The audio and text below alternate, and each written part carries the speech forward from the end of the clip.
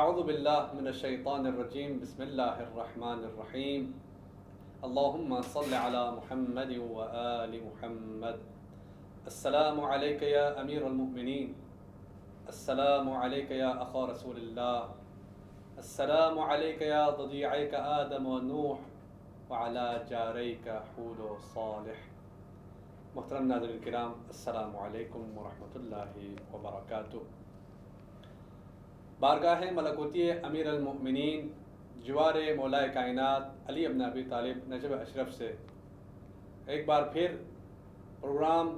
شرح دعائے مکارم الاخلاق کو لے کر آپ کی خدمت میں حاضر ہوں۔ ایاز احمد جمشید۔ ہماری گفتگو جاری و ساری ہے، دعا کیوں ضروری ہے، دعا کی اہمیت کیا ہے۔ پچھلے سیشن میں ہم نے اس بات کو ثابت کرنے کی کوشش کی کہ دعا مستقل عبادت ہے تو اس پر کیا دلیل ہے۔ ہمارے ساتھ حضرت مطابق شریک گفتگو ہیں استاد العلماء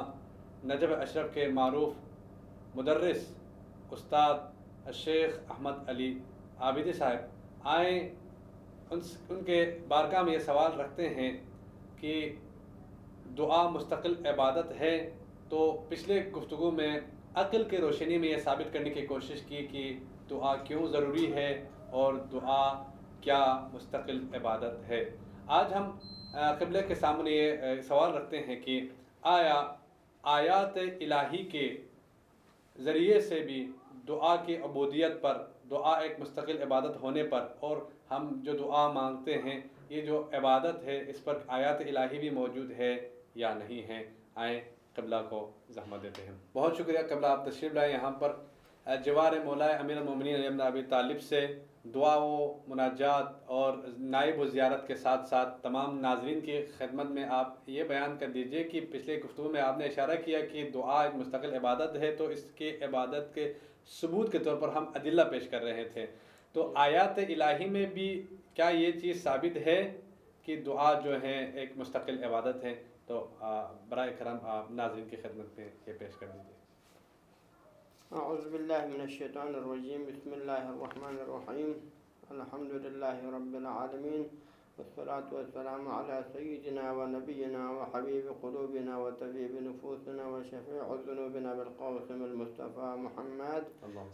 صل علی محمد و آل محمد و علی اہل بیتہ الطیبین الطاہرین ولعنۃ الدائمۃ الابدیۃ علی اعدائہم وغاصب حقوقہم ومنکری فضائلہم من الآن الی قیام یوم الدین۔ اما بعد، فقال الحکیم فی محکم کتابہ الکریم وقولہ الحق، بسم اللہ الرحمن الرحیم، ادعوا ربکم تضرعا وخفیہ انہ لا يحب المعتدین، صدق اللہ العلی العظیم۔ سب سے پہلے محترم ناظرین کی خدمت میں سلام عرض کرتے ہیں اور آپ کی سوال کے حوالے سے کچھ نکات انشاءاللہ ناظرین کی خدمت میں عرض کروں کہ قرآن کریم کی بہت سارے آیات ہیں جو کہ دعا کی اہمیت اور اس کے انسان کی زندگی میں مؤثر ہونے پہ دلالت کر دیتے ہیں۔ بے شک وہ خدا جو ہمارا خالق ہیں، سبحان اللہ، وہ ہمارا رازق ہیں، سبحان اللہ، اور جو رحیم و کریم ذات ہیں، بے شک وہ ہمیں اپنے درگاہ کی طرف بلاتا ہے۔ وہ خدا چاہتا ہے کہ میرا بندہ میرے قریب ہو جائیں۔ ہاں جی، ہر درجہ اس کی یہ کوشش ہوتا ہے کہ بندے کو اپنے قریب لے جائیں۔ بے شک، لیکن یہ بات آپ ذہن میں رکھیں کہ خدا تعالیٰ یہ بھی بار بار متعدد جگہوں پر فرماتے ہیں کہ تمہاری عبادت اور تمہارا دعا میرے لیے فائدہ مند نہیں ہے، بلکہ اللہ تعالیٰ نے بندوں کو بلایا ہے، ان کو عبادت کی دعوت دی ہے، ان کو دعا کی دعوت دی ہے، تو اس مقصد کے لیے تاکہ بندے جو ہے معنوی سعادت تک پہنچے، ان کے لیے فائدہ حاصل ہو، وہ کمال کی منزل تک پہنچ جائے۔ بے شک، تو اس حوالے سے اگر ہم قرآن کریم کی آیات سے مراجعہ کریں تو ہم آیات قرآنی کو دو حصوں میں تقسیم کر سکتے ہیں۔ بسم اللہ۔ آیات کا ایک ہے وہ آیات قرآنی ہیں کہ جن میں خود دعا کی اہمیت اور اس کی افادیت پہ زور دیتا ہے اور بندوں کو حکم و تاکید کرتا ہے کہ وہ دعا کرے، میرے درگاہ میں رجوع کریں، میری طرف جو ہے تم پلٹ کے آئیں۔ اور جبکہ بعض آیات جس میں بہت سارے آیات ہیں وہ انبیاء کرام کی دعاؤں کو نقل کرتا ہے قرآن کریم کے اندر۔ حضرت آدم سے لے کر ہمارے نبی رحمۃ للعالمین صلی اللہ علیہ وسلم تک کی جو دعائیں ہیں ان کو قرآن کریم میں نقل کیا جاتا ہے اور ان کے دعاؤں کو ذکر کیا جاتا ہے۔ تو اس حوالے سے میں آپ لوگوں کے لیے ان آیات کو ذکر کروں کہ جس میں دعا کی جو ہے اہمیت و افادیت اور ان کو بلانے، بندوں کو اپنے درگاہ کی طرف بلانے کے لیے یہ دعائیں جو ہے یہ آیات نازل ہوئے ہیں، اور ان کو امر کیا گیا ہے، ان کو حکم دیا گیا ہے کہ وہ میرے درگاہ سے رجوع کریں۔ چنانچہ اس حوالے سے سورہ غافر کی آیت نمبر 60، سورہ غافر کی آیت نمبر 60 میں خدا متعال فرماتے ہیں وَقَالَ رَبُّكُمْ ادْعُونِي أَسْتَجِبْ لَكُمْ، یہ تمہارا پروردگار کہتا ہے کہ ادعونی استجب لکم، کہ اے میرے بندو تم مجھے دعا کرو، مجھے پکارو، استجب لکم، میں تمہاری دعا کو قبول کروں گا۔ اس کے بعد اگلے جمعے فرماتے ہیں کہ ان الذین یستکبرون عن عبادتی سیدخلون جہنم داخرین، کہ اگر کوئی میرا بندہ میری عبادت سے روگردانی اختیار کرے اور اس سے تکبر جتائیں، بڑا پنی کا اظہار کریں، تو پھر وہ سیدخلون جہنم داخرین، وہ عنقریب جہنم میں داخل ہو جائیں گے، اور وہ بھی ذلیل و خوار ہو کر۔ بے شک بے شک۔ تو اس میں ایک طرف دعا کرنے کا حکم دیا گیا ہے، ادعونی فی الامر کا جگہ، جیسا کہ علماء فرماتے ہیں کہ فی الامر جو ہے غالباً وجوب میں ضرورت ہے، اور کم سے کم نہ ہو تو کم سے کم استحباب اور مستحب ہونے کی دلالت کرتا ہے۔ میرے درگاہ میں پکاریں، مجھ سے رجوع کریں، مجھے پکاریں، اور اس کے ساتھ ساتھ جواب اس کے لیے وعدہ بھی کیا ہے، استجب لکم، فقط پکارنے کا حکم نہیں ہے بلکہ استجب لکم، میں حتماً تمہارے دعا کا جواب بھی دیتا ہوں، اس کو قبول بھی کروں گا۔ تو لہذا جو خدا جو کہ وعدے کی خلافی نہیں کرتا، خود خدا وعدہ کر رہا ہے میں تمہارے دعا کو قبول کروں گا، تو پھر بندے کو بھی اس کی درگاہ میں جھکنا چاہیے۔ اور دوسرے حصے میں فرماتے ہیں کہ اگر کوئی میری عبادت سے روگردانی کرے تو اس کو وعید بھی سنائے ہیں کہ اس کے لیے جہنم میں ٹھکانہ ہوگا۔ یہاں سے بھی ثابت ہوتا ہے کہ دعا مستقل عبادت ہے، مستقل عبادت ہے۔ سبحان اللہ۔ یہ اور اسی طرح سورہ بقرہ کی آیت نمبر 186 ہے، جس میں خدا متعال فرماتے ہیں کہ وَإِذَا سَأَلَكَ، یعنی آپ خدا تعالیٰ اپنے حبیب محمد مصطفیٰ صلی اللہ علیہ وسلم سے مخاطب ہو کے فرماتے ہیں کہ اے میرے حبیب، اذا سألک عبادی، جب میرے بندے میرے آپ سے پوچھیں انی، میرے بارے میں، فإنی قریب، اگر میرے بندے آپ سے میرے بارے میں پوچھیں تو پھر آپ ان سے کہیں فإنی قریب، کہ میں ان سے بہت ہی قریب ہوں۔ سبحان اللہ۔ اجیب دعوت الداعی، اور میں پکارنے والے کی پکار کا جواب دیتا ہوں، دعا کرنے والے کی دعا کا جواب دیتا ہوں، اذا دعان، جب وہ مجھ سے پکارے۔ تو لہذا پھر کیا کرنا چاہیے، فَلْيَسْتَجِيبُوا لِي، لہذا ان کو چاہیے، پھر ہمارے غائب کا سر ہے، فَلْيَسْتَجِيبُوا لِي، بس وہ میری استجابت کریں، میری دعوت کو، میرے پکار کو لبیک کریں، وَلْيُؤْمِنُوا بِي، اور میرے پر ایمان رکھیں، میرے پر اعتقاد رکھیں، لَعَلَّهُمْ يَرْشُدُونَ، تاکہ وہ کامیاب ہو جائیں، وہ رشد پائے اور ہدایت کے راستے پہ آ جائیں۔ اب یہ کہا جاتا ہے، مفسرین کہتے ہیں کہ یہ آیت کریمہ انتہائی میٹھے الفاظ میں خدا تعالیٰ نے انتہائی بہترین، خوبصورت، پیارے اور انتہائی لطف سے بڑے الفاظ میں، کہ دیکھو اس سے بڑھ کے مقام بندے کے لیے مقام و منزلت اور عزت کے مقام کیا ہے کہ وہ خالق ہمیں اپنی طرف نسبت دیتا ہے۔ عبادی، یا متکلم، یہاں پر 2-3 جگہوں پر یا متکلم استعمال کیا ہے کہ عبادی انی فإنی قریب۔ لہٰذا ان تمام چیزوں میں اللہ تعالیٰ بندوں کو اپنے سے بہت سے قریب کر رہے ہیں۔ سبحان اللہ۔ میرے بندے، یعنی بندگی وہ مقام ہے جس پر ہر انبیاء نے فخر کیا ہے۔ سبحان اللہ۔ ہر نبی نے اپنے نبوت پر فخر نہیں کیا ہے، اپنے امام ہونے پہ فخر نہیں کیا ہے، اپنے رسول ہونے پہ فخر نہیں کیا، بلکہ ہر نبی نے بندہ خدا اور عبد ہونے پہ فخر کیا ہے۔ تو لہٰذا عبدیت کا مقام انتہائی سب سے بالاتر مقام ہے، اور اگر انبیاء کو نبوت ملا ہے، رسولوں کو رسالت ملا ہے، ائمہ کو امامت ملا ہے، تو پھر سب سے پہلے سیڑھی بندگی ہے، کیونکہ انہوں نے پہلے بندگی کی، پھر جا کے ان کو یہ مقامات ملا ہے۔ تو لہٰذا خدا کا بندے کو اپنی طرح منسوب کر کے میرا بندہ کہنا، یہ بندے کے لیے انتہائی عزت اور فخر و مباحت کا مقام ہے۔ قبل ہم کا فرمایا کہ بندگی جو ہے، واقعا مجھے یہاں پر ایک عظیم بات یاد آ رہا ہے کہ خصوصاً یہ ماہ رجب ہے، 27 شب کو پروردگار عالم اپنے حبیب محمد مصطفیٰ کو جب عرش پہ بلا رہے تھے تو سبحان الذی اسری بعبدہ کہہ کر پکارا، وہاں پر بھی عبد سے پکارا، واقعا بہت خوبصورت مثال ہے جہاں۔ سبحان اللہ۔ تو لہٰذا یہ خود اس بنا پر ہے کہ خدا تعالیٰ پیار اور محبت کے طرح، جس طرح ایک مکمل یعنی شفیق باپ اپنے اولاد کو جس طرح پیار سے اپنے قریب بلاتا ہے، پھر اولاد کے قریب آتا ہے، اس طرح خدا تعالیٰ ہزاروں باپ اور جو ہے والدین سے بھی زیادہ وہ رحم و کرم کا مالک ہیں، وہ اپنے بندوں کو پیار محبت کے زبان سے اپنی طرف بلا رہا ہے. سبحان اللہ. تو لہٰذا یہ خود ایک اہم ترین جو ہے آیت کریمہ ہے جو ہمیں دعا کی طرف رغبت کر دیتے ہیں، اس کو راغب کر دیتے ہیں. سورہ زمر کی آیت نمبر 53 ہے، تیسری آیت ہے، جس میں خداوند متعال فرماتے ہیں کہ پھر اپنے حبیب سے مخاطب ہو کے فرماتے ہیں اپنے رسول سے کہ قل، اے میرے رسول آپ کہہ دیں کہ یا عبادی، اے میرے وہ بندے، الذین اسرفوا علی انفسہم، کہ جنہوں نے اپنے نفس پر ظلم کیا ہے، جنہوں نے گناہ کیا ہے، جنہوں نے زیادتی کی ہیں، اپنے نفس پر ظلم کیے ہیں، لا تقنطوا من رحمت اللہ، تم اللہ کے رحمت سے مایوس نہ ہونا. سبحان اللہ. ان اللہ یغفر الذنوب جميعا، خداوند متعال تمہارے سارے گناہوں کو بخش دے گا. انہ هو الغفور الرحیم، کیونکہ خدا تعالی کیا ہے، وہ مغفرت کرنے والا اور رحم کرنے والی ذات ہے. سبحان اللہ. تو یہاں پر بھی انتہائی امید افزا آیت کریمہ بندوں کو انتہائی امید دلانے والا آیت ہیں. کیونکہ دیکھو انسان جب ایک بندہ کیا ہوتا ہے، جب وہ گناہوں میں آہستہ آہستہ گناہوں میں جو ہے وہ پڑ جاتا ہے اور اس طرح گناہوں کی عادت پڑ جاتا ہے، تو پھر ایسے مرحلے میں بھی آ جاتا ہے کہ اس کا دل مکمل تاریک ہو جاتا ہے،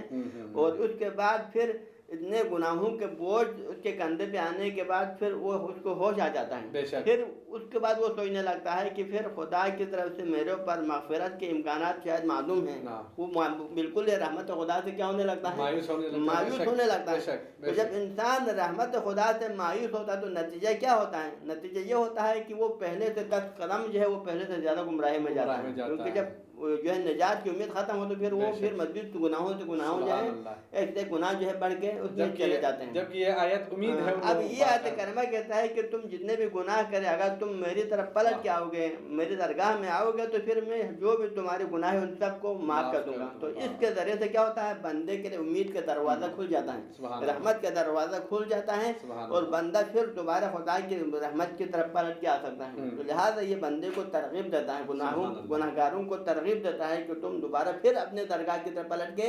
آ جائیں. بے شک میرے درگاہ کی طرف واپس آ جائیں. بے شک بے شک.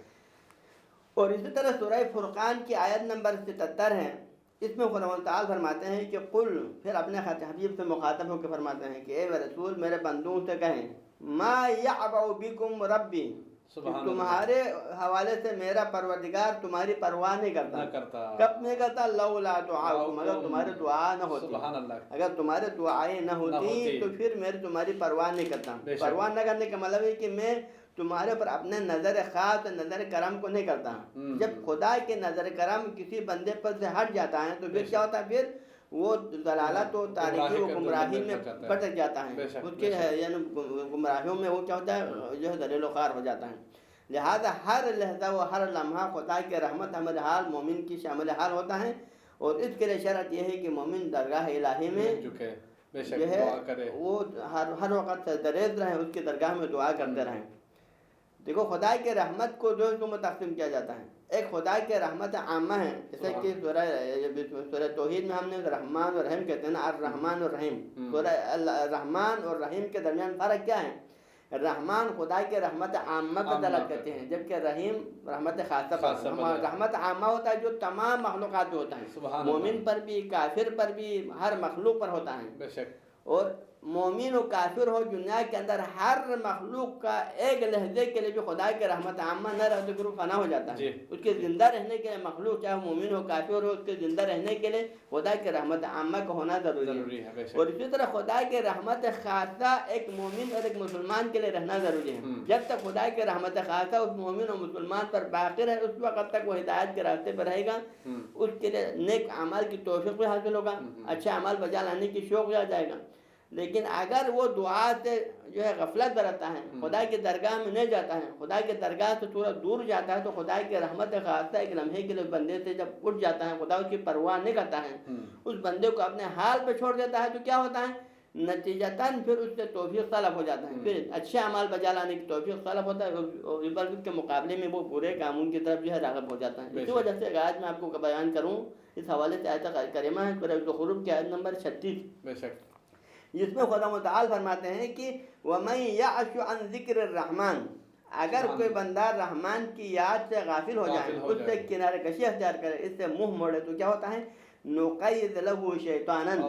ہم اس کے لیے ایک شیطان کو مقرر کر دیتے ہیں، معین کر دیتے ہیں، فہو قرین، تو پھر وہ شیطان اس کا ساتھی بنے گا، ہمیشہ کے لیے وہ شیطان اس کا ساتھی بنے گا نا۔ تو اللہ تعالیٰ کسی بندے کے اوپر کسی شیطان کو مسلط کر کے شیطان اس کا ساتھی بنے گا، تو شیطان کا کام یہ ہو کہ اس کو ہمیشہ گمراہی غلط برائیوں کی طرف ہی اس کو جو ہے ہمیشہ لے جائے گا، اچھے کاموں کی طرف اس کو جو ہے اس کو اٹھا کے لے جائے گا۔ ہاں جی، کیونکہ شیطان ہمیشہ، جب شیطان ایک بندہ شیطان کی جو ہے وہ پڑ جاتا ہے، سوسائٹی میں آ جاتا ہے نا، تو یہ سوسائٹی میں آنے کے بعد پھر شیطان اس کو اپنی طرح گمراہی میں ہی لے جا سکتا ہے، اچھے کاموں کی طرف اس کی توفیق طلب ہو جاتا ہے۔ تو اسی حوالے سے آخری آیت سورہ اعراف کی آیت نمبر 55 ہے، جس میں خدا و تعالی فرماتے ہیں کہ ادعوا ربکم تضرعا وخفیہ، تم اپنے پروردگار کے درگاہ میں دعا کرو، کس طرح دعا کریں؟ تضرع کے ساتھ، تضرع یعنی مکمل خلوص و آہوازاری کے ساتھ، آپ مکمل یعنی تضرع کے ساتھ دعا کریں، وہ خفیہ اور دھیمی آواز میں پکارا کریں۔ کتنی کریم ذات ہے،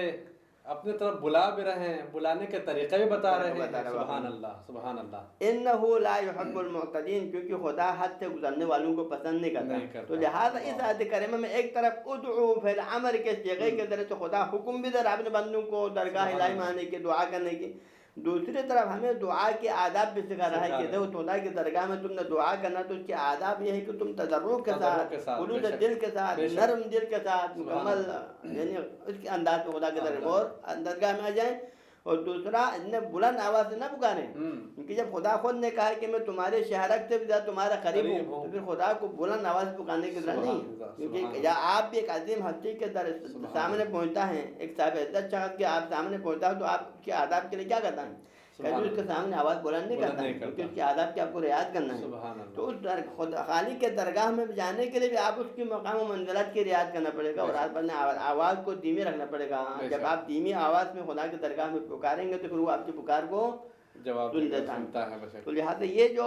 مجموعاً اور بھی آیات ہیں، لیکن میں نے خلاصتاً آپ کے سامنے یہ 5 آیات بیان کی جو کہ دعا کی اہمیت اور اس کے خدا خالق اپنے بندے کو اپنے دربارگاہ میں بلانے کے لیے ان آیتوں کو بیان کیا گیا ہے قرآن کریم میں۔ سبحان اللہ، قبلہ بہترین آواز، یعنی آیات الہی کا خلاصہ بیان کر، یقیناً قرآن میں بہت سارے آیات ایسی ہیں کہ جو دعا کی عبودیت پر، عبادت مستقل ہونے پر دلالت کرتی ہیں۔ قبلہ پچھلی گفتگو میں آپ نے اشارہ فرمایا تھا کہ جیسے دعا جو ہیں عام انسان تو دور کی بات ہے، خدا کے مقرب ترین بندے جن میں سے انبیاء کرام علیہ السلام نے بھی خدا کے بارگاہ میں دعائیں کی ہیں، یعنی ہمارے لیے سیرت ہے، ہمارے لیے نمونہ عمل ہے ایک طریقے سے۔ تو کئی ایک جو ہے نا کوئی ایسے مثال جو ہیں قرآن کریم کے روح سے یا قصص الانبیاء میں سے موجود ہے کہ جو ہمارے ناظرین کو بتا دیجئے کہ انبیاء علیہ السلام میں سے ان نبیوں نے بھی بارگاہ خداوندی میں تضرع اور آہوازاری کے ساتھ دعا کی ہیں پروردگار عالم۔ اگر آپ قرآن کریم کے اندر دیکھیں تو آپ جو ہے متعدد آیات نظر آتا ہیں، تقریباً ممکن ہے 100 سے اوپر آیات ہوں جو قرآن انبیاء کی آیات جو انہوں نے جو خدا کی درگاہ میں دعا کی ہیں، ان دعاؤں کو نقل کیا خدا تعالیٰ نے۔ تو حضرت آدم سے لے کر رسول اللہ صلی اللہ علیہ وسلم تک ہر نبی نے دعا کی ہیں، ہر نبی کو جب مشکل پہ جاتے تو پھر یقیناً وہ درگاہ الہی میں رجوع کر دیتا۔ حضرت موسیٰ کی دعائیں ہیں، حضرت ابراہیم کی دعائیں ہیں، حضرت لوط کی دعائیں ہیں، لہٰذا میں نے یہاں پر تقریباً خلاصتاً 5-6 آیات کو نوٹ کر کے لایا ہے جو انشاءاللہ ہم ناظرین کی خدمت میں پیش کروں۔ تو ان میں سے پہلی جو دعائیں ہیں یہ سورہ اعراف کے آیت نمبر 33 ہیں، جس میں حضرت آدم و حوا کی دعا کو نقل کیا ہے۔ حضرت آدم و حوا کو یقیناً آپ جو ہے تاریخ میں بھی پڑھتے ہیں اور قرآن کی جو ہے مختلف آیات میں بھی پڑھتے ہیں کہ ایک وقت میں جب ان کو جنت سے نکالا گیا اور ان کو الگ الگ مقامات پہ رکھا گیا دنیا میں بسا، تو ان کے لیے کافی جو ہے کیونکہ ترک اولا ہوا تھا، ترک اولا ہونے کی بنا پر وہ پشیمان ہو گئے، پھر دوبارہ جو ہے وہ خدا کے درگاہ میں پکارنے لگے۔ تو اس دعا کو قرآن تعالیٰ نے اس آیت کریمہ میں بیان کیا ہے بسم اللہ کہ قالا یعنی تثنیہ کا جمع ہے، دونوں نے کہا حضرت آدم حوا نے کہ ربنا اے ہمارے پروردگار، ظلمنا انفسنا ہم نے اپنے نفسوں پر ظلم کی، وَإِن لَّمْ تَغْفِرْ لَنَا وَتَرْحَمْنَا لَنَكُونَنَّ مِنَ الْخَاسِرِينَ کہ اگر آپ ہمارے مغفرت نہ کریں، ہماری بخشش نہ کریں اور آپ ہمارے پر رحم نہ کریں تو پھر ہم خسارہ اٹھانے والوں میں ہو جائیں گے، ہم نقصان اٹھانے والوں میں سے ہو جائیں گے۔ بے شک یہ حضرت آدم حوا نے اپنے جو ہے مشکل وقت میں اپنے درگاہ خالق کے درگاہ میں انہوں نے پکارا تھا۔ بے شک اسی طرح حضرت نوح کی دعا ہے، سورہ ہود کی آیت نمبر 47 میں نقل ہوا ہے کہ جس میں حضرت نوح بھی اپنے خالق کے درگاہ میں پکارتا ہے، قال اے میرے پروردگار، حضرت نوح نے کہا، قال نوح ربی اے میرے پروردگار، اعوذ بکا میں آپ کی در سے پناہ مانگتا ہوں کہ ان اسألک ما لیس لک بعلم، کہ ایسی چیز کے بارے میں آپ سے پوچھوں، سوال کروں، میں آپ سے مانگوں کہ جس کے بارے میں مجھے علم نہ ہو، وَإِلَّا تَغْفِرْ لِي وَتَرْحَمْنِي أَكُن مِّنَ الْخَاسِرِينَ، اگر آپ میری مغفرت نہ کرے اور میرے پر رحم نہ کرے تو پھر میں نقصان اٹھانے والوں میں تو ہو جاؤں گا۔ تو غالباً شاید یہ دعا بھی اس وقت ہے کہ جب طوفان نوح آنے کے بعد، جب طوفان کافی حد تک اس کی سطح بلند ہوا، حضرت نوح اور اس کے جو ساتھی ہیں وہ طوفان جو ہے کشتی میں محفوظ تھے، اس میں تو حضرت نوح کا جو نافرمان بیٹا ہے وہ بھی کافروں کے ساتھ وہ بھاگ گیا تھا، تو پھر وہ غرق ہونے لگے، تو حضرت نوح نے اس وقت حضرت خالق کے درگاہ میں پکارا تھا کہ پروردگار یہ میرا بیٹا ہے جو کہ میرے ذریت میں سے، لہٰذا آپ اس کو نجات دیں۔ تو اس وقت خدا متعالی نے فرمایا تھا کہ اے نوح یہ تمہارا اہل نہیں ہے کیونکہ یہ عمل غیر صالح ہے، انہ لیس من اہلک انہ عمل غیر صالح کا خدا نے تمہارا اہل نہیں ہے کیونکہ تمہارا اہل کے لیے تم جیسا ہونا چاہیے، لہٰذا ناخلف تمہارا اہل میں سے نہیں ہو سکتا۔ تو اس وقت حضرت نوح کو اس دعا پر پشیمان ہوا کہ پروردگار مجھے علم نہیں تھا، آپ کے علاوہ اس بارے میں نہیں جانتے ہیں، لہٰذا ایسی چیز کے بارے میں ہم نے سوال کیا جس کے بارے میں میرا علم تھا، لہٰذا میں اس آپ کے درگاہ میں مغفرت مانگتا ہوں، بخشش طلب کرتا ہوں۔ یہ اور اس طرح حضرت ابراہیم علیہ السلام کی دعا کو نقل کیا ہے سورہ بقرہ کے آیت نمبر 147 سے 127 سے 129 کے درمیان، تقریباً 2-3 آیات ہیں، جس میں حضرت ابراہیم اور حضرت اسماعیل علیہ السلام نے جب کعبے کے بنیادوں کو بلند کیا تو پھر انہوں نے درگاہ الہی میں دعا کیا، وَإِذْ يَرْفَعُ، یعنی جب آپ اس وقت کو یاد کرو، يَرْفَعُ إِبْرَاهِيمُ الْقَوَاعِدَ مِنَ الْبَيْتِ وَإِسْمَاعِيلُ، اس وقت حضرت اسماعیل اور ابراہیم اس بیت یعنی خانہ خدا کی دیواروں کو بلند فرما رہے تھے، تو انہوں نے جب خانہ خدا کی دیواروں کو بلند کیا تو انہوں نے کیا دعا کیا؟ ربنا، انہوں نے کہا، ابراہیم نے کہا کہ ربنا تقبل منا، اے ہمارے پروردگار ہمارے نیک عمل کو اپنے درگاہ میں قبول کریں، انک انت السمیع العلیم، بے شک آپ سننے والا اور جاننے والا ہیں، ربنا اے ہمارے پروردگار، وجعلنا مسلمین لک، کہ آپ ہم دونوں کو آپ کے اوپر ایمان لانے والوں میں سے، آپ کے اسلام قبول کرنے والوں میں سے قرار دیں۔ اس کے بعد آگے دعا کیا، ربنا ومن ذریتنا امتا مسلمتا لک، کہ اے ہمارے پروردگار ہم میری ذریت اور میری اولاد میں سے ایک ایسی امت کو قرار دے جو بھی تیرے پر اسلام لانے والا ہو، یعنی مسلمان اسلام کے دائرے میں آنے والے ایک امت کو میری ذریت اور اولاد میں سے قرار دے۔ وَأَرِنَا مَنَاسِكَنَا، اور ہمیں ہمارا جو اعمال ہیں، مناسک حج کے اعمال ہمیں سکھائیں، ہمیں دکھائیں، وَتُبْ عَلَيْنَا، اور ہمارے گناہوں کو بخش دیں، ہمارے توبے کو قبول کریں، وَإِنَّكَ أَنْتَ التَّوَّابُ الرَّحِيمُ، بے شک آپ توبہ قبول کرنے والا اور رحم کرنے والا ہیں۔ اس کے بعد پھر آگے دعا کرتا ہے حضرت ابراہیم کہ ربنا اے ہمارے پروردگار، وَابْعَثْ فِيهِمْ رَسُولًا مِّنْهُمْ، کہ ہماری ذریت کے اندر، میرے جو امت مسلمہ کے درمیان میں، ان کے درمیان میں ایک رسول کو مبعوث کرے جو انہی میں سے ہو، سبحان اللہ، یتلو علیہم آیاتک، اس رسول کی خاصیت یہ ہے کہ وہ آپ جو ہے آپ کی آیات کو ان کے اوپر تلاوت کریں، ویعلمہم الکتاب والحکمہ، ان کو کتاب و حکمت کی تعلیم دے، ویزکیہم، اور ان کو پاک کریں، انک انت العزیز الحکیم، بے شک آپ غالب اور حکمت والا ہیں۔ یہ حضرت ابراہیم حضرت اسماعیل کی دعا ہے جب انہوں نے خانہ خدا کے دیواروں کو بلند کر رہے تھے۔ اسی طرح چوتھی دعا حضرت ایوب علیہ السلام کی دعا کو نقل کیا ہے قرآن کریم کے اندر، سورہ انبیاء کے آیت نمبر 83 ہے۔ اس میں فرماتے ہیں کہ وہ ایوبا، کہ جب ایوب نے اپنے پروردگار سے پکارا، پروردگار کی درگاہ میں دعا کیا، اذ نادى ربہ، جب حضرت ایوب نے اپنے پروردگار سے ندا کیا، پکارا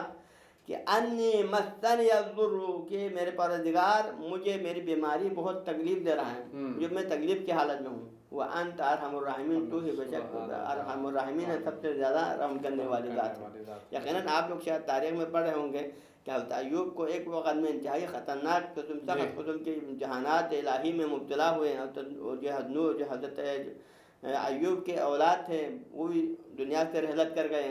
یہاں تک کہ خود بیماری کی حالت میں انتہائی حد تک بیماری کی حالت تھا جو ہے ایوب انتہائی کمزور اور لاغر ہو چکے تھے. تو اس وقت اس مشکل وقت میں بھی حضرت ایوب نے اپنے خدا خالق کو نہیں بولا بلکہ خدا کی درگاہ میں دعا کی. اور حضرت سلیمان علیہ السلام کی دعا کو نقل کیا سورہ نمل کی آیت نمبر 19 کے اندر. حضرت سلیمان نے بھی اپنے درگاہ میں دعا کیا کہ رب اوزعنی ان اشکر نعمتک التی، کہ میرے پروردگار مجھے توفیق دے کہ ان اشکر نعمتک التی انعمت علی وعلی والدی، کہ میں آپ کے اس نعمت کے اوپر شکر ادا کروں کہ جو تو نے میرے اوپر میرے والد کے اوپر تو نے نازل کیا. وَأَنْ أَعْمِلَ صَالِحًا، اور مجھے توفیق دے ہمیں کہ میں عمل صالح انجام دوں ترضاہ، جس عمل صالح پر تو راضی ہو جائے. سبحان اللہ. وَأَدْخِلْنِي بِرَحْمَتِكَ فِي عِبَادِكَ الصَّالِحِينَ، اور تم اپنے رحمت سے مجھے اپنے صالح بندوں میں داخل کریں. یہ حضرت سلیمان علیہ السلام کی دعا ہے. تو سلیمان کسی چیز کا محتاج نہیں تھا، وہ پورے بادشاہت کا مالک تھا، لیکن اس کے باوجود اپنے درگاہ خالق کی درگاہ میں پکارتا ہے کہ مجھے اپنے صالح بندوں میں سے قرار دیں. اور سورہ اسراء کی آیت نمبر 80 ہے جس میں رسول اللہ صلی اللہ علیہ وسلم کی دعا کو نقل کرتا ہے. ہمارے آخری نبی صلی اللہ علیہ وسلم کی دعا اس کو نقل کرتا ہے، جیسا کہ جس میں فرماتے ہیں کہ قل، اپنے خدا اپنے جو ہے رسول سے کہہ رہا ہے،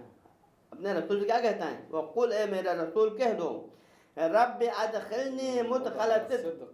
کہ اے میرے پروردگار مجھے ہر کام میں سچائی کے ساتھ داخل کرے، وَأَخْرِجْنِي مَخْرَجَ صِدْقٍ، اور اس کام سے سچائی کے ساتھ نکلنے کی توفیق دیں، وَاجْعَلْ لِي مِن لَدُنْكَ سُلْطَانًا نَصِيرًا، اور مجھ سے تمہاری درگاہ سے مجھے ایک سلطان مددگار اور جو ہے عطا کریں. یہ اور سورہ طٰہٰ کے آیت نمبر 114 میں بھی رسول اللہ صلی اللہ علیہ وسلم کی دعا کا ذکر ہوا ہے کہ جس میں خدا متعال اپنے رسول سے کہتا ہے کہ وَقُلْ رَبِّ زِدْنِي عِلْمًا، اے میرے رسول آپ کہیں کہ میرے پروردگار میرے علم میں اضافہ فرما. دیکھو رسول علم لدنی کے مالک ہیں. اس کائنات میں سب سے زیادہ کائنات کی حقیقت کو جاننے والا رسول جو خدا سے علم لینے والے ذات ہیں. تو اس کے باوجود بھی اللہ تعالیٰ نے رسول سے کہتا ہے کہ اے رسول آپ دعا کریں کہ میرے علم میں اضافہ کریں.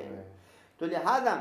یہ چند آیات ہیں، اگرچہ بہت سارے آیات ہیں لیکن میں نے اختصار کی خاطر آپ کے خدمت میں 4-5 آیات کو نقل کیا. وہی حضرت موسیٰ کی آیات جو ہے دعائیں، حضرت زکریا کی آیات ہیں، حضرت شعیب کی آیات ہیں جو ان کی جو ہے دعائیں ہیں، حضرت یونس کی جو دعا ہیں. بہرحال بہت سارے دعاؤں کو میں نے اختصار کی خاطر یہاں نقل نہیں کیا ہے. بہت شکریہ قبلہ، بہت شکریہ. یعنی ائمہ انبیاء کرام علیہم السلام کی یہ سیرت رہی ہے کہ ہمارے لیے یہ ایک سیرت ہے، نمونہ عمل ہے کہ ہم بھی پروردگار عالم کے بارگاہ میں مشکل کے وقت، خصوصاً ان لوگوں کے لیے انشاءاللہ ہم یہاں درگاہ مولا امیر المومنین علیہ السلام سے، بارگاہ ملکوتی امیر المومنین علیہ السلام سے آپ سب کی خدمت میں، آپ سب کی نیابت میں زیارت و دعا کرتے رہیں گے. لیکن یہاں پر ایک اور اہم سوال یہ ہے کہ آپ تمام کے لیے، قبلہ ناظرین کے لیے اور ہم سب کے لیے، کہ ان انبیاء کرام علیہ السلام سے اور ان آیات سے جو ہے نا جو ہمارے درس ملتے ہیں، خلاصتاً بیان ملتے ہیں، ہمیں کیا سوال ملتا ہے یہاں سے؟ تو جہاں تک ان آیات کا جس کے بارے میں ہم نے انبیاء کرام کی دعاؤں کو جو نقل ہوا ہے، اس سے ہمیں چند 2-3 نکات جو ہے وہ تبصرہ درس ہم جو اپنے ناظرین کو کہہ سکتے ہیں. کہ ایک تو پہلی بات کہ انبیاء کرام علیہ السلام کی سیرت عملی سے ثابت ہو جاتا ہے. انبیاء کرام خدا کے سب سے مقرب ترین ہستیاں، کائنات کے سب سے کمال ترین افراد ہیں. یہ بھی اپنے مشکل اوقات میں جب بھی کوئی مشکل پیش آتے ہیں تو پھر وہ کہیں اور رجوع نہیں کرتے بلکہ وہ بھی اپنے خالق کی درگاہ میں رجوع کرتے ہیں. اور ہمارے عقیدے کے تحت انبیاء معصوم ہیں. اب معصوم ہے تو معصوم کا ہر قول و فعل ہمارے اوپر حجت ہوتا ہے. تو لہٰذا ان کی یہ سیرت عملی ہمارے پر حجت ہیں. تو لہٰذا یہ بھی، حالانکہ وہ صاحب معجز و صاحب کرامات ہوتے ہیں، لہٰذا انہوں نے اپنے مشکل کو ٹالنے کے لیے، اپنے مشکلات کو حل کرنے کے لیے کسی کرامت و معجزے سے سہارا نہیں لیا، بلکہ وہ بھی اسی خدا کے بندہ ہونے کے ناطے خدا کے در سے انہوں نے مانگا. اور دوسرا نقطہ یہاں سے ہم یہ لے سکتے ہیں کہ مشکلات ہر انسان پہ آ سکتا ہے. بے شک اس میں فرق نہیں ہے کہ آپ یہ کہ خدا کا نبی ہونے کی بنا پر وہ جس سے مشکلات میں مبتلا نہ ہو، ہم عام انسان مشکلات میں مبتلا ہو جائیں، بلکہ خدا کے ہر جتنا بھی اس کا مقام بلند ہوتا ہے انسان مومن کا، اور خدا کے صالح بندوں کا جتنا مقامات بلند ہوتا ہے، اسی حساب سے ان پر امتحانات بھی زیادہ ہیں، مشکلات بھی زیادہ ہیں. جیسا کہ حضرت ایوب کی تاریخ میں اگر آپ دیکھیں تو حضرت ایوب سب سے زیادہ مشکلات اٹھائے، لیکن اس کے باوجود آخری لمحے تک خدا متعال کے درگاہ میں عبادت کرتے رہیں اور کبھی بھی مایوس، رحمت خدا سے مایوس نہیں ہوئے. لیکن ہم بدقسمتی سے کیا ہوتے ہیں، بدقسمتی سے یہ ہوتا ہے کہ ہمارے لیے معمولی سے نعمت میسر ہو تو تب بھی ہم پھر بھی خدا کو بھول جاتے ہیں، معمولی سی اگر تکلیف آ تو تب بھی خدا کو بھول جاتے ہیں۔ لیکن یہاں پر آپ حضرت سلیمان علیہ السلام کی زندگی میں دیکھیں، یہاں سے درس ہمیں ایک اور درس یہ ملتا ہے کہ اتنے حد تک حضرت سلیمان کے لیے کسی قسم کا مسئلہ نہیں تھا، وہ مکمل پورے کائنات کے ایک بادشاہ تھے، یہاں تک کہ حیوانات پر بھی حکومت کرتے تھے، جنات پر حکومت کرتے تھے، اپنے مشکل کو خود حل کر سکتے تھے، کسی قسم کا یعنی مال و دولت کی کمی نہیں تھا، بادشاہت بھی اس کے پاس تھا۔ اس کے باوجود اتنے تمام طاقت کے باوجود، اتنے حکومت کے باوجود، اتنے مال و دولت کے باوجود، پھر بھی حضرت سلیمان ایک لمحے کے لیے خدا کی ذات سے غافل نہ رہیں، بلکہ وہی ذات پھر خدا کے درگاہ میں پکار کے کہتا ہے کہ پروردگار مجھے ان چیزوں کو فخر نہیں ہے، بلکہ مجھے اپنے صالح بندوں میں سے قرار دیں۔ سبحان اللہ، یہ حضرت سلیمان نے فخر کیا کہ خدا کا بندہ ہو۔ تو لہٰذا ہم معمولی سی حیثیت کے انسان جس کو تھوڑے سے مال و دولت مل جاتا ہے، معمولی سے آپ کو منصب مل جاتا ہے، تھوڑی سے آپ کو حیثیت مل جاتا ہے، تو پھر آپ کیا ہوتا ہے، پھر خود اپنی جگہ پر ایک فرعون بننے لگتا ہے، اس کے بعد پھر خدا کو بھول جاتا ہے، پھر جو ہے آپ جو ہر قسم کی ظلم و زیادتی کا شکار کر دیتا ہے۔ تو لہٰذا ہمیں انبیاء علیہ السلام کی مبارک زندگی سے ہمیں درس لینا چاہیں، اور ہر وقت، ہر لمحہ، ہر لحظہ اپنے خالق کی درگاہ میں ہمیں پکارنا چاہیے، اور ہر مشکلات میں اسی کا سہارا لینا چاہیں، اور ہر حاجت کو اسی ذات سے مانگنا چاہیں، کسی اور سے نہیں مانگنا چاہیں۔ یہ ہمیں سب سے اہم ترین درس مل جاتا ہے۔ بہت بہت شکریہ قبلہ، انشاءاللہ نیکسٹ سیشن میں، اگلے سیشن میں ہم بات کریں گے انشاءاللہ۔ ابھی بھی تشنا ہے دعا کے اوپر، لیکن جو عام طور پر جو سوالات ہیں مختلف قسم کے مومنین اور دوست احباب اور سوشل میڈیا میں یہ سوالات آتے رہتے ہیں کہ شیعہ جو ہے کفر کرتا ہے یا علی مدد کہنا، چونکہ ہم جوارہ امیر المومنین میں بیٹھے ہوئے ہیں، بالکل مولا امیر المومنین علیہ السلام کو یا علی مدد کہنا اور ائمہ طاہرین علیہ السلام کو جو ہے وسیلہ بنا کر دعا مانگنا، یہ کفر کہتے ہیں۔ کہ انشاءاللہ کسی اور موقع پر ہم آپ سے استفادہ ضرور کریں گے کہ کیا یہ عبادت نہیں ہے، کیا یہ کفر ہے، یا علی مدد کہنا اور پروردگارہ بحق امیر المؤمنین، بحق